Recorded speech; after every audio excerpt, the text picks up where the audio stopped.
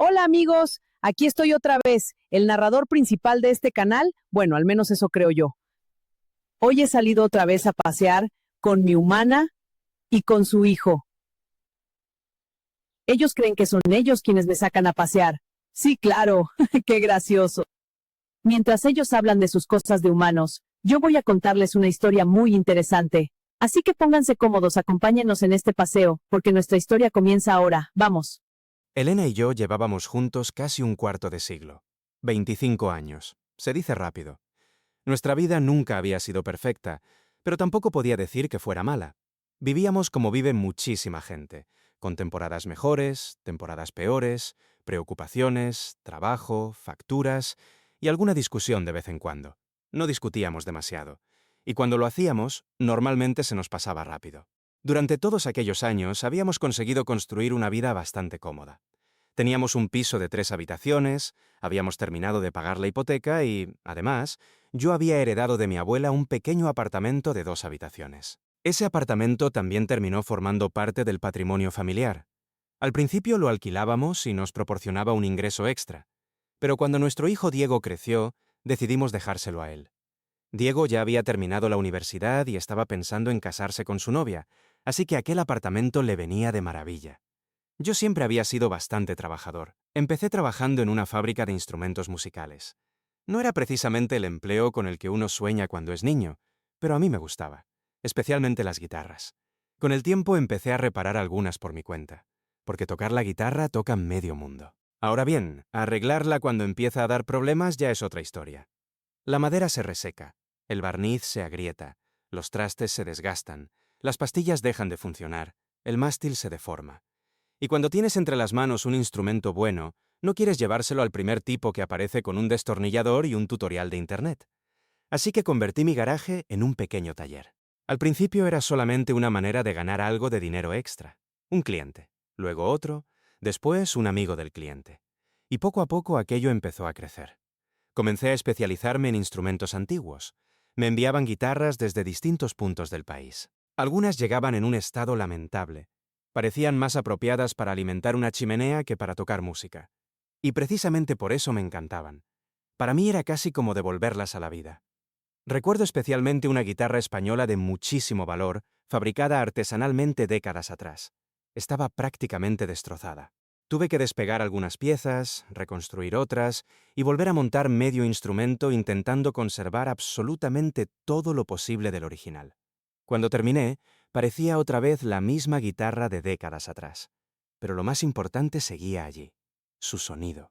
Quienes entienden de instrumentos antiguos saben perfectamente de qué hablo. Hay guitarras cuyo sonido no puedes fabricar simplemente comprando buena madera. Los años hacen algo con ellas. Cada instrumento adquiere su propia personalidad. Después de aquel trabajo empezó a correr la voz. Ya no me traían solamente guitarras. Llegaban mandolinas, bajos, laúdes y otros instrumentos de cuerda. Un día encontré en un mercadillo una vieja mandolina italiana. Me costó prácticamente nada. La compré simplemente porque me dio curiosidad. A ver qué puedo hacer contigo, pensé. Estuve casi un mes trabajando en ella. Cuando terminé, tenía entre las manos un instrumento maravilloso. Conservé las incrustaciones de nácar, restauré cuidadosamente la madera y conseguí recuperar aquel sonido antiguo que tenía. Y sí, por supuesto, yo también tocaba bastante bien la guitarra. Eso ayudaba mucho. Porque no solamente reparaba los instrumentos, podía escucharlos. Podía sentir cuando algo no estaba bien. Llegó un momento en que tenía tantos encargos que el garaje dejó de ser suficiente. Necesitaba un local más grande. Y también necesitaba ayuda. Hablé con mi padre. Él ya estaba jubilado y pudimos organizar legalmente una pequeña empresa familiar dedicada a la reparación y restauración de instrumentos musicales. También convencí a un chico muy habilidoso que había trabajado conmigo en la fábrica. Los dos dejamos definitivamente aquel empleo y nos dedicamos al taller. La verdad es que elegimos el momento perfecto. La fábrica ya estaba prácticamente paralizada y poco después terminó cerrando. Así que de repente había muchos músicos buscando quién pudiera reparar sus instrumentos. Y nosotros estábamos allí. El negocio empezó a funcionar realmente bien. Muy bien. Hasta que un día se me ocurrió una locura. ¿Y si fabrico mi propia guitarra eléctrica? No voy a aburrirlos con todos los problemas técnicos que tuve. Solamente diré que fueron muchos, muchísimos. pero finalmente la terminé. Y aquella guitarra era una auténtica bestia. Poco después vino a nuestra ciudad una banda de rock bastante famosa.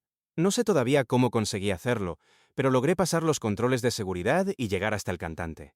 Llevaba conmigo aquella guitarra. Se la regalé, sin pedirle nada. Bueno, nada exactamente, no. Dentro del estuche dejé discretamente mi tarjeta. Uno tampoco es tonto. Al día siguiente sonó mi teléfono. Una hora después, el mismísimo cantante estaba entrando en nuestro taller. Y para mi sorpresa resultó ser un tipo encantador. Me agradeció muchísimo el regalo. Probó nuevamente la guitarra. Y entonces me dijo, «Javier, quiero otras dos». Pensé que estaba bromeando. No lo estaba. Fabricamos otras 2 guitarras. Se vendieron inmediatamente. Y por bastante dinero. Desde entonces, aquel músico y yo seguimos siendo amigos. Así que mientras yo estaba ocupado tratando con clientes, restaurando instrumentos y haciendo crecer nuestro negocio, mi esposa Elena seguía trabajando tranquilamente en una oficina. Nunca entendí exactamente qué hacía allí. Algo administrativo. Papeles, correos, reuniones, en fin, vida de oficina.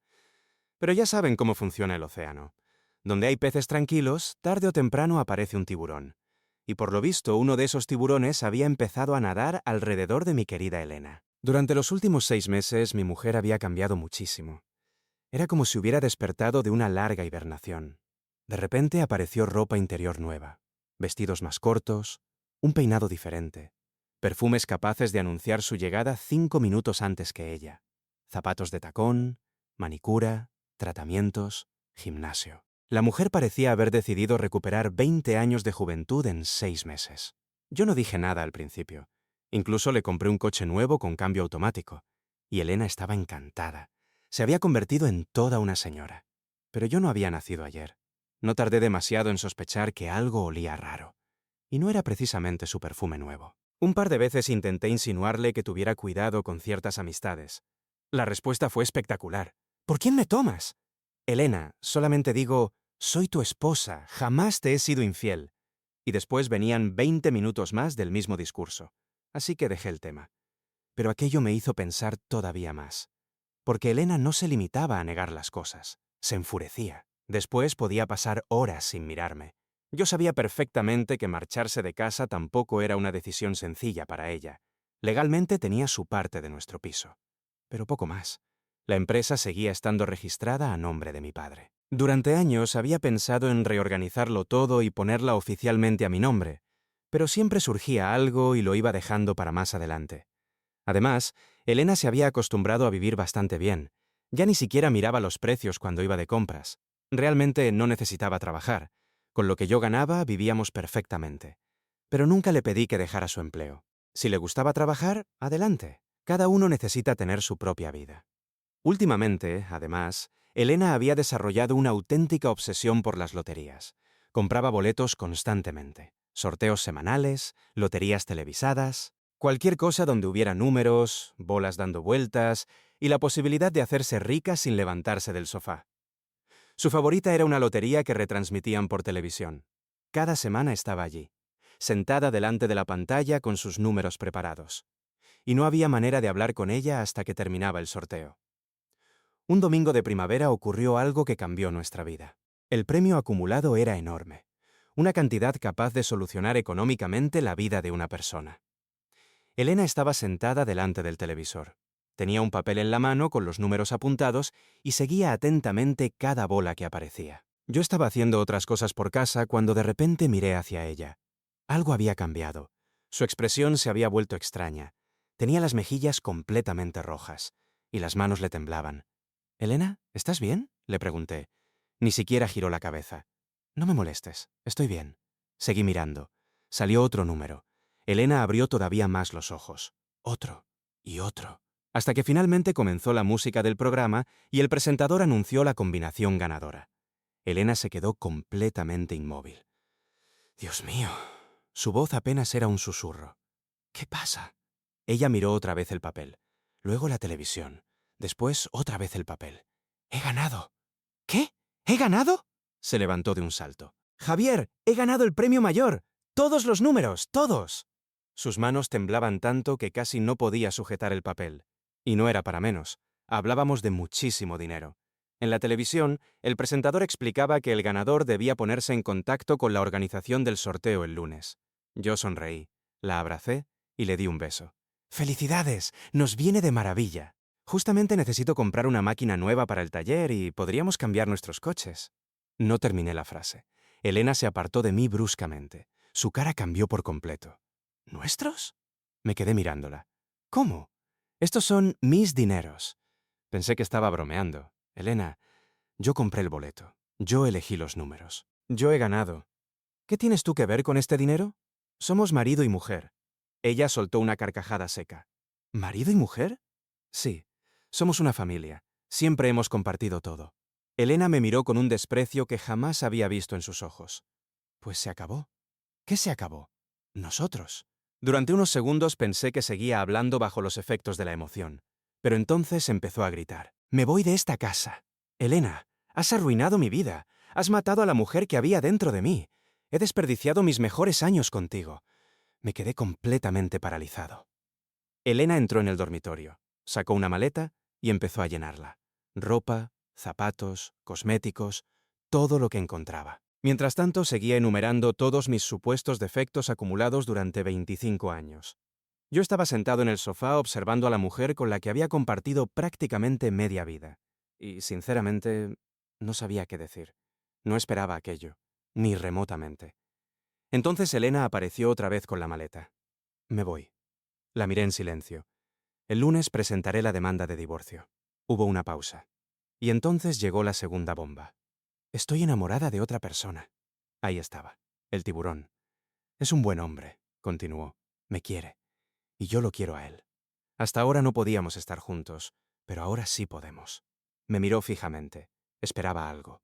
Un grito. Una súplica. Una escena de celos. Quizá esperaba que me arrodillara. No hice nada. Simplemente la miré. Triste. Porque delante de mí ya no veía a la mujer de la que me había enamorado tantos años atrás. Veía a una desconocida. Una persona por la que, hasta hacía muy poco, habría dado mi vida sin pensarlo. Y comprendí que todo había terminado mucho antes de aquella conversación. Yo simplemente no me había enterado. ¿No vas a decirme nada?, preguntó Elena. Guardé silencio. Eso pareció enfurecerla todavía más. Increíble. Hasta para esto eres insignificante. Cogió su maleta, abrió la puerta y antes de salir se volvió hacia mí. Por fin voy a empezar a vivir. La puerta se cerró de golpe y la casa quedó completamente en silencio. Me quedé sentado unos minutos. Necesitaba entender qué demonios acababa de ocurrir. 25 años, una familia, un hijo, una casa, una vida entera. Y todo había explotado en menos de media hora. Finalmente me levanté. Fui hasta el mueble donde guardaba las bebidas. Me serví medio vaso de coñac y me lo bebí de un trago.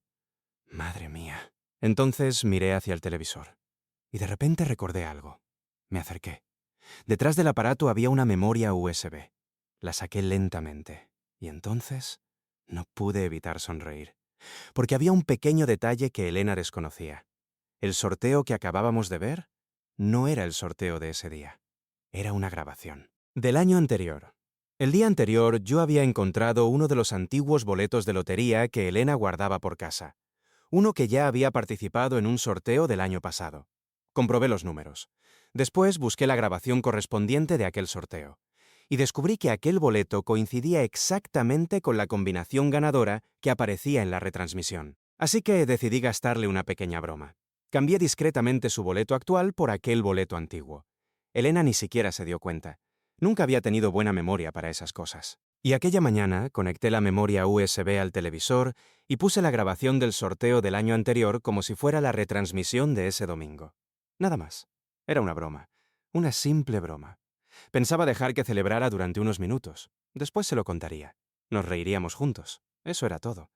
De hecho, había preparado algo para compensarla por el susto. Porque el día anterior había ido al concesionario y había comprado un Mercedes nuevo para ella.